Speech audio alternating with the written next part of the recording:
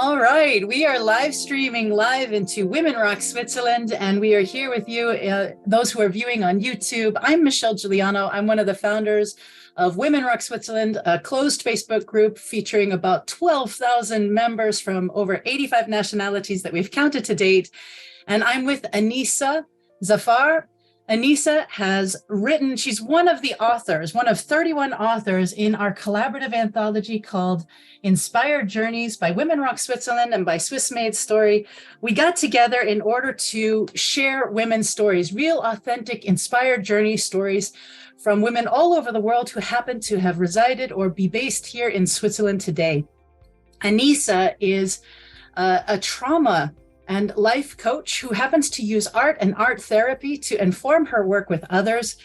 She's lived for the most of her life, the beginning of her life, born and raised in Iran. And when she was only 17 years old, she moved already to Italy to begin her life with both art and with independence and in her studies and with meditation and getting a nice glimpse into Siena, a nice medieval city. And I know that she has then been a globetrotter throughout Europe and is basing her life and her career here in Switzerland today. I'm so happy to have this opportunity to speak with you, Anisa, and to hear a little bit about your story, which is entitled Resilience, Meditation, and Art, as you're using art therapy and meditative practices surrounding art in order to inform your trauma practice and to reach people. Welcome. Thank you so much, Michelle, for inviting me today. And I'm so happy to be here with all those people who are watching now or will watch the replay today. As you mentioned, I moved from Iran when I was 17. I couldn't study there. My dream was to study chemistry, right? I was always listening to the stories of great women like Marie Curie, right? So she was in my dreams and she was my heart wish and like role model that, wow, she has done it as a woman, right? So as I couldn't study in Iran because I was a religious minority, we couldn't go to university. And my heart wish really was to pursue and become engineer, study in university. I decided to move to Italy. And why Italy? Because I was painting as well. At the same time, I was going to the painting school, and art and science, they were kind of my balance, right? So I wanted to bring them together. That's why I have chosen Italy as my destination. What a wise choice. I mean, what an incredible choice. Also, the women scientists in clean tech that I've met throughout the years who are coming out of Italy, and engineers who know exactly how to position a house or a building or how to, insulate things for climate change and climate action, and architecture and design, of course, high design. I mean, I don't think you could have made a better choice. How long did you live in Italy before making the next step? 13 years. So Wow. arrived close to Milano, I studied there, and then I moved to Turin, and then I moved to Napoli for a year, and then my last destination was Siena. So I have been in totally different location in Italy.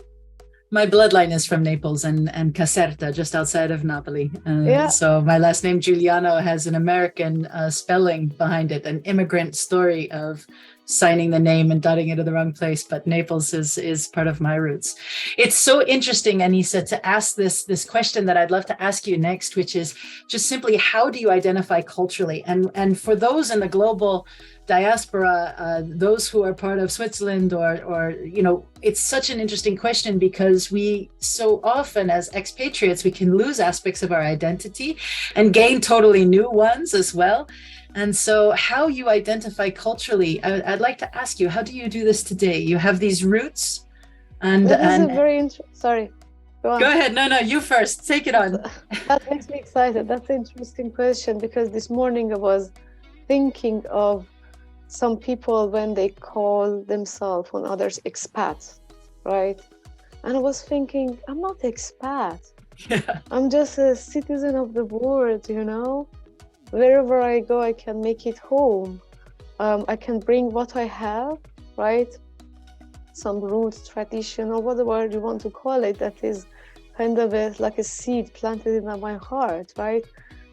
and then I adapt, right? I get used to the new things, to the beautiful things that are there that I didn't have it before, right? So it's kind of acclimatization of the new environment, right?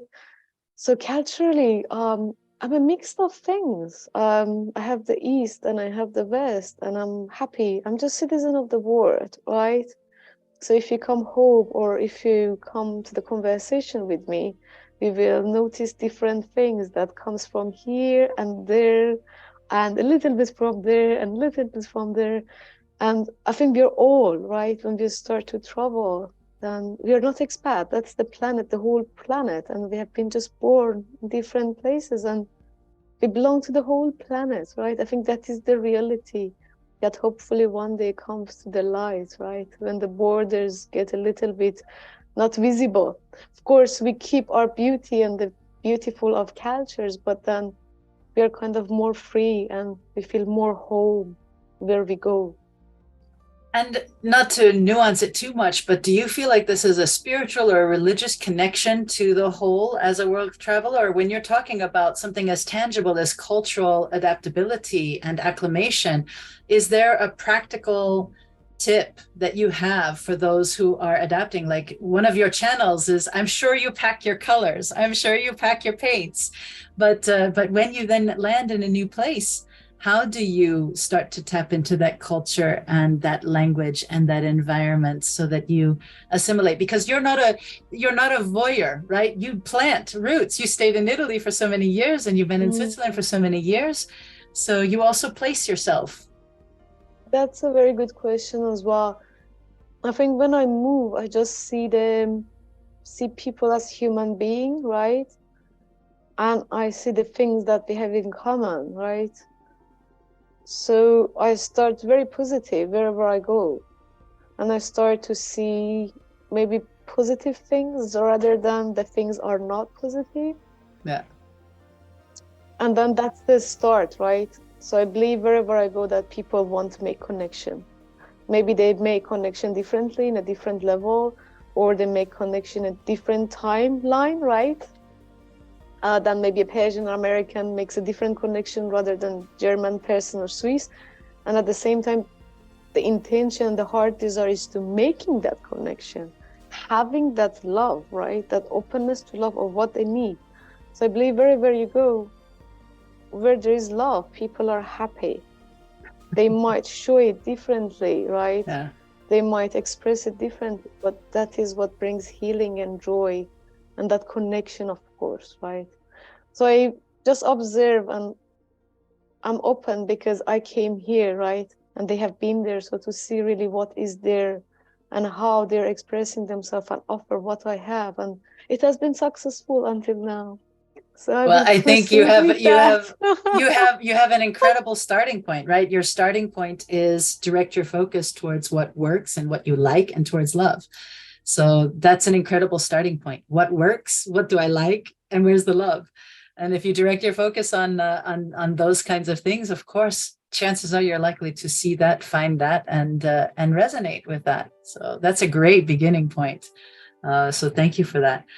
I wanted to ask you to briefly tease your story without giving it all away. What is this story about? Of course, I'm part of your editing team, so I've read it many times, and I've read it as well in order to prepare for this interview today.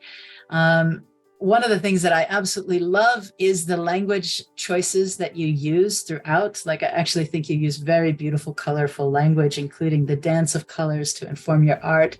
You describe your mother as your rainbow. You talk about, stress and anxiety and sadness that can lead to physical illness. But you also talk about, the things that inform your movement from Marie Curie to wanting to choose Italy. You talk about the prayers of your grandfather and the smell of jasmine, and I feel transported as I read your story. I feel transported. But what is this story about? Thank you, Misha, for editing that so many times. Thank you so much. No, not so many times. You're right. You're an excellent writer. Yeah, I don't But mean to that say is that very so many interesting times. also. That is interesting because what I wanted to try is to bring a little bit of that language of Persian poetry, right? It is very difficult to bring into English, right? Because I've grown up with that poetry and prayers, and I wanted just to give a taste. And you and Denise, of course, helped me with editing it nicely to convey the message as it is, right? I think the stories, they start, I think no story with a start with an easy life. There is no story if everything is easy, right? And there is no problem. What would you like to say that, hey, I wake up and all is good? I think each story starts with problem, with difficulties, with the things that they do not go right?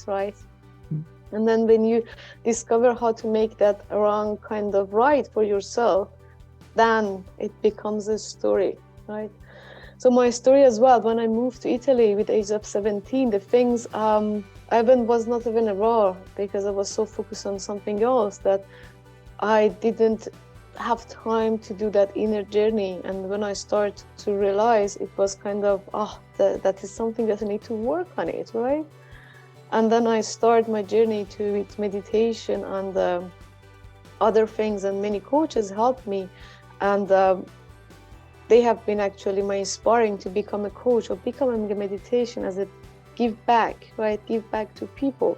And then mixing that with painting, as you mentioned. So I have been painting for many years, and I've seen that, painting is not just about final result, have something and put it on the wall, as you can see here back.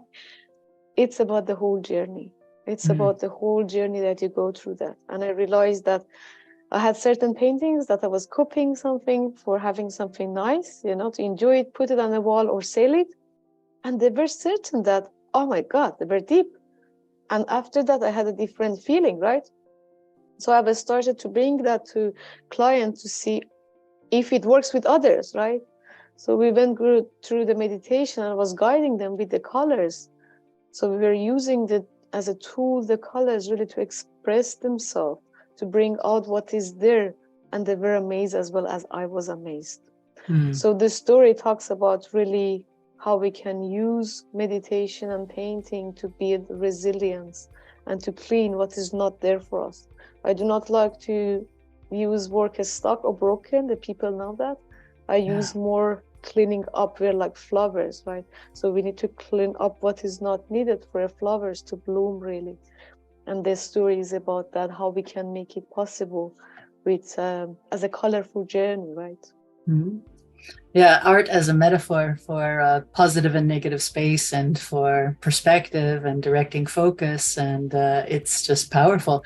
And I don't know if you know, Anisa, but you if you don't already know Patricia Elwood, who wrote the introduction to Inspired Journeys, she's a Jungian psychologist, and she also uses spontaneous drawing in her practice and in her psychoanalytical work.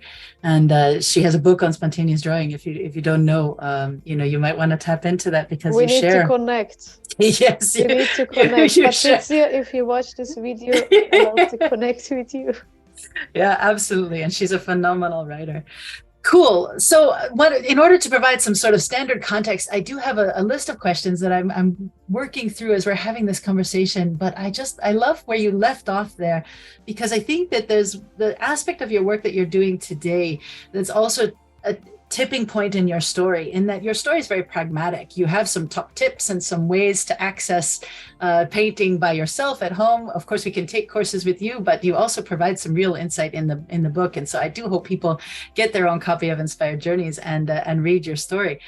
But how do you turn things around for yourself when you're feeling blocked, when you're stuck or stymied, when your inner voice is turned particularly negative, or you're spiraling downhill, you have that unloving moment or that guilting moment with yourself? Maybe it doesn't last a long time. What is your path for turning that around, or stopping that process, or redirecting your focus to get back into center or back on track? What do you do, or what do you recommend? That's a very good question, Michelle. That is the path that I call it building resilience, right? So mostly people come to me when they are in those moments. And when we are in those moments, those vulnerable moments, myself as well, everyone, we are very vulnerable and we are very impatient.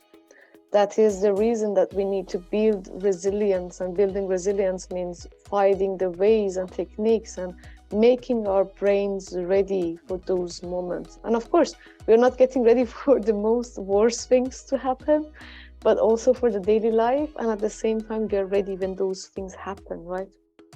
I think, just go pragmatically to your question, I think what helps me is to observe and make sure that, hey, I'm conscious that is a thought that is happening to me, or it's going through my mind, and identify if it is true or it is not, or identify if I'm overthinking, or identifying that I'm talking not nicely to myself. So the first thing is having that consciousness that I think comes with practice. That's why we call it building resilience, right? Because resilience is like a muscle that we build it. So we have that consciousness and say, Anisa, hey, you're being very pushy to yourself. Hey, now it's needed that you give some love to yourself. Or sit down for meditation, and then you go through, right? So the first thing is that awareness that is happening now. It is happening. What is happening to you? Or what are you doing to yourself, right? And then you can decide what to do. You can say, hey, Anisa, enough, stop, go for a walk. Anisa, stop, do a self-compassion meditation. Anisa, stop, go on painting. Anisa, stop, call someone or help someone. Because when we're helping someone as well, our attention goes away from ourselves and goes to other person, and you say, hey, disappear. That's not there, but that feeling, right? Or just sit down with that feeling and see if it is that bad that you're thinking. Sometimes you're having a thought and you're like, I cannot breathe, and then you see it and it's okay, that's not that bad. So giving that a space, but they're all coming consequently as you're conscious. So that first point is really consciousness. Beautiful. Consciousness. And I guess I would add to what you're saying, presence. You're providing presence, and you're providing that thought or feeling an audience. You're saying, okay, I've got time for you now. We sometimes when we realize that things are happening to us or inside of us in a now moment, in high performance coaching, meaning if you have to take the stage in that moment, even though that bad thing is happening, it's a really good opportunity to look at your clock and say, okay, if I've really got to be on stage in 2 minutes, maybe I don't have time to give this thought the audience it deserves, but you can still address it. And you can say, I'm making time for you on Thursday at 10 a.m. We're going to go back to this feeling.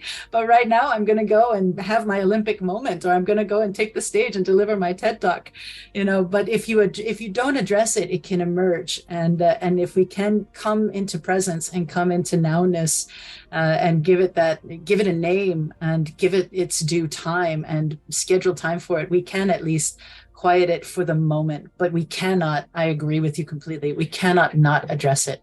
You can't shelve it. It comes up in the wrong relationship at the wrong time, in the wrong way, and without peace and serenity. So much of your story is also about kind of coming back to center, or coming back to self-love and that return. So thank you so much for that beautiful answer to that question with all of your wisdom. I wanted to ask you, now that you've written this story, right? We are so many stories, and Inspired Journeys, we gave you 2,500 words essentially to encapsulate a story that was inspired. And so it's so hard, I find, in the writing process to choose a story, to commit to that story, to not tell the whole of your life, but to tell just a tiny little snippet well. And I guess I'd like to ask, now that you've done that, now that you've taken that step, and perhaps you've written other things as well, but now that you've done that, what is something you're grateful for about the process of being involved in Inspired Journeys? I think there are several points. The first thing is that I have seen that it is possible to write a book, right?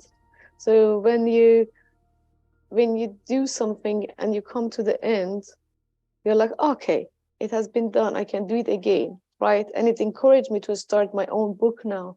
And I'm in my process to writing my own book. So I think congratulations. Thank you so much. It is also about the right and emotional hearing and how to use colors. So we go to that direction. So the first thing is encouragement, right? The second thing is support. You're not alone. So I think doing the things alone sometimes can be enjoyable because you have your space and everything, and being in a loving group that there is no judgment and you can talk about what is coming up, and having the support is healing, right? So I think that was the second thing that I was grateful for. You or Denise or Esther like had my story, there were no judgment, or just going and helping to make it nicer. So I had that trust, right? Yeah. That is happening, and I trust that. And I think the last thing is, I think many people, they want to write a book, right? And it didn't happen for them, and we have done it. So we had an intention, and then we planned for it, and with collaboration, an effort, we made it happen. So it came really true, and now we have a book that we have written together, and it has been the bestseller in Amazon. So many people actually contacted me for congratulating us and say, wow, that is so great that you have done that with so many other great women. And it's a gift that sometimes I give it to people when they're my client, or they come to my courses, or so many others, they like to have a copy. It is inspiring, right? So yeah, I'm grateful for those three things. That's powerful. Thank you very much for that. So what are you working on now? What's next for you? I'm working on my book. My editor is following me up, watching this video. I need to finish writing to pass it to my editor. And I really like to launch it for this year. That is my book. Really, congratulations. Thank congratulations. You so much. It's such a big undertaking. And it really is a birthing process of, as you say, sort of intention and desire and faith. And then you ignite this writing process, and you need more intention, desire, and faith all along the way to hold to your truth. It's a feminist act to write the truth of your life. And it's an important act because more people need to read the heroic journeys of women's tales and women's stories and women's perspectives in our own words, in our own language, with our own pen, writing this time down. So I'm so happy for you. I think for Denise and I in particular, we think about artificial intelligence, and when more women write, the AI can find us. They can find us out there in the ether. They can find our words and our language, and it can know women better. It can know all women better. And so all women, if you're out there, we want you to write your stories and to go through that process of selection and choosing. And all men, read women. we need to read across the spectrum and read more things authored by and about women. That is absolutely true. That is encouraging and giving hope to others as well, right? I think that is my main aim, to give hope and say, hey, you can do that. It might be a difficult moment for you going through in life.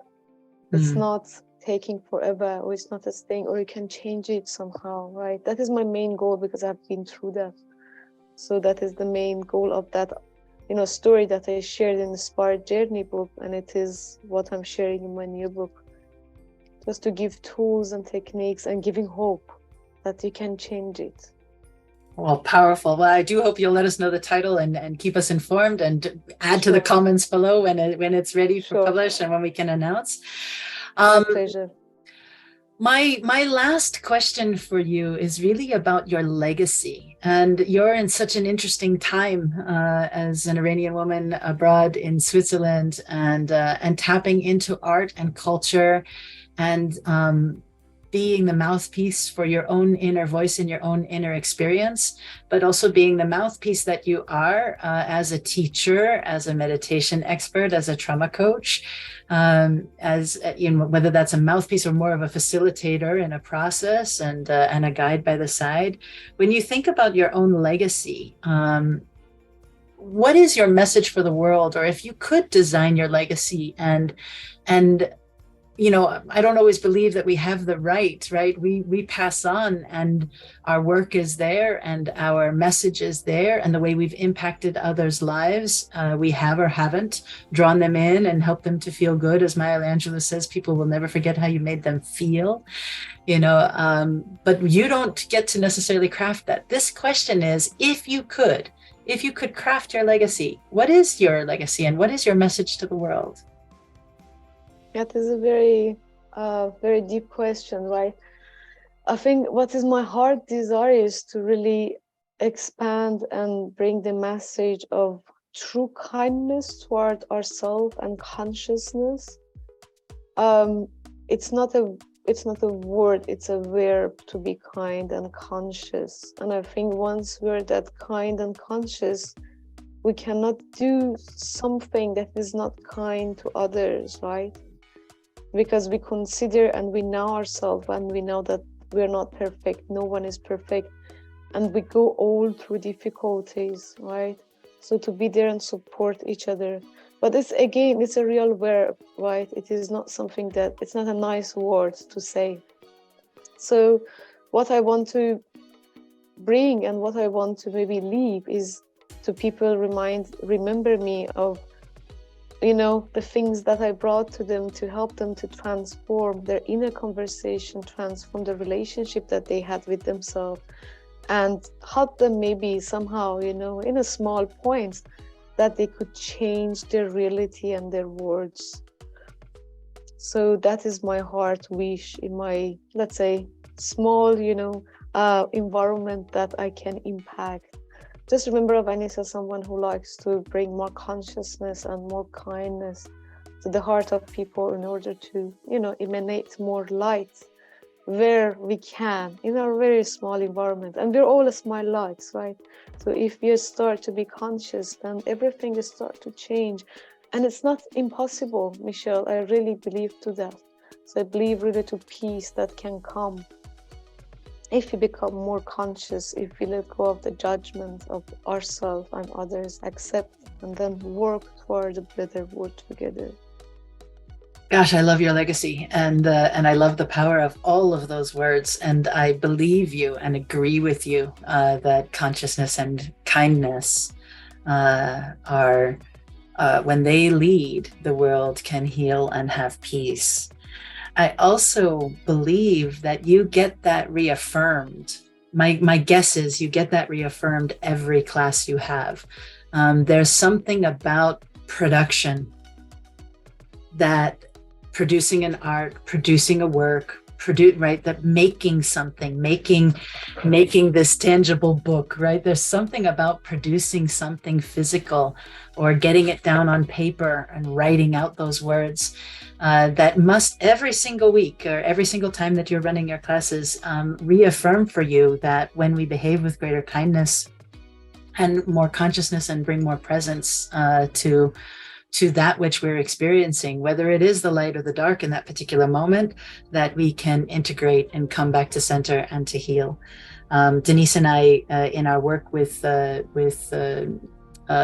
integrity system, we also use production elements to help people tap into their inner light and their inner flame and their inner fire.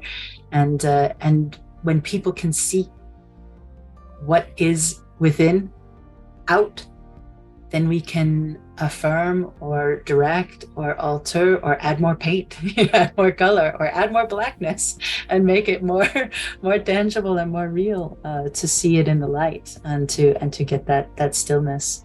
Prayers and painting, light and dawn, the light to the suffering. These are some of the beautiful words that I also pulled out. Engaging the heart and the spiritual and creative process, and providing stillness and ease within, in this case, through your art therapy and through your work. So for those who would like to hear more from Anisa, you can find her at www.treeoflifeguru.com. That's TreeofLifeguru.com. And you can find and follow Anise. If you don't yet have a copy of our now Amazon best-selling book, Inspired Journeys, go out to your preferred Amazon vendor and get a copy, and get a copy for your bestie, and send a copy and review the book with a nice 5-star review, because it's extraordinary. The 31 authors, the 2 people who have introduced this work, and the over 70 women's headed businesses from here in Women Rock Switzerland who have supported and sponsored and made this book a reality. We want you to know them and follow them and connect with them and learn their stories, and find this inspiration within to share yours too, and to read women. Thank you so much for being with us, Anisa. Thank you so much for tuning in, everybody around the world. And thank you for this incredible legacy and this body of work that you're leaving to the world with kindness and consciousness. Thank you so much, Michelle. Thank you to you, to Denise, that's running this beautiful, loving, compassionate, no judgmental community. And thank you also to Esther, who helped us in this process of writing this book. And thank you to everyone else who is in this community and contributing, and reading the book as well, and leaving us a review or whatever. Thank you so much, and may we are all in peace. Wonderful. Have a beautiful day. Bye-bye. Thank you, Michelle. Bye-bye.